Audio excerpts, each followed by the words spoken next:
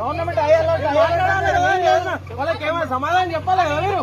మేము ఏం చేస్తున్నాం, మాకు ఏం పని చేస్తున్నాం, మీరు ఏం పని చేయలేదు. ఎమ్మెల్యేకే పంపిస్తా మేడం, ఎమ్మెల్యేకే పంపిస్తా, వానికే పంపిస్తా,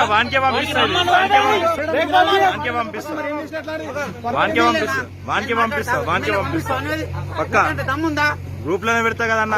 మున్సిపల్ కమిషనర్ ఒక జవాబు కూడా ఇవ్వకొచ్చింది, ఏం చేసినావు ఏం చెప్పకొచ్చింది, రెస్పాండ్ లేదు, రూల్స్ అంటే ఏం చెప్పకొచ్చింది, ఇక్కడ వచ్చి నిలబడ్డది ఏం చేసినావు అంటే కూడా మా బాధ కూడా ఇన్న పరిస్థితి లేదు.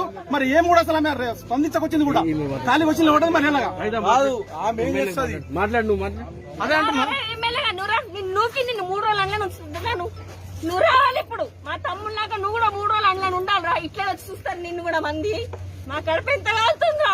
తల్లి పెళ్ళం పిల్లలు ఇంత రెస్పాండ్ అయితే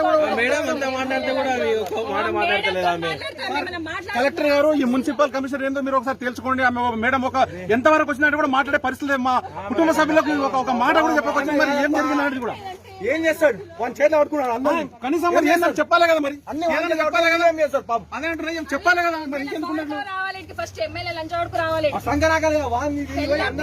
వాడు వస్తే ఎవరైనా పబ్లిక్ వస్తారు ఏమని చేస్తాడు, వాడు తిరుగుకుంటా కూర్చున్నాడు.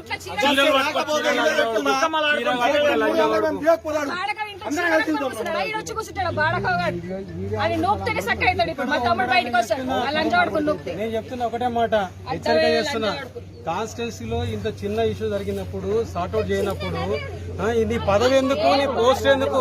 ఇక్కడ ఒక గవర్నమెంట్ వెహికల్ ఉంటే మొత్తం తగలబెడతా. బాధతో చెప్తున్నా, ప్రతి వెహికల్ తగలబెడుతున్నారు. నా కొడుకు మొత్తం రిస్క్ ఆపరేషన్ చేసి ఐడెంటిఫై చేసిన దాకా ఇది మొత్తం పోలీసులు కూడా ఎడికెళ్ళి ఎవడు కూడా ఎడికెళ్ళి విన్నారా? ఒక్క లంజా కొడుకు వస్తున్నాడు, ఒక్క లంజా కొడుకు చూస్తున్నాడు. రిస్క్ ఆపరేషన్ లేదు.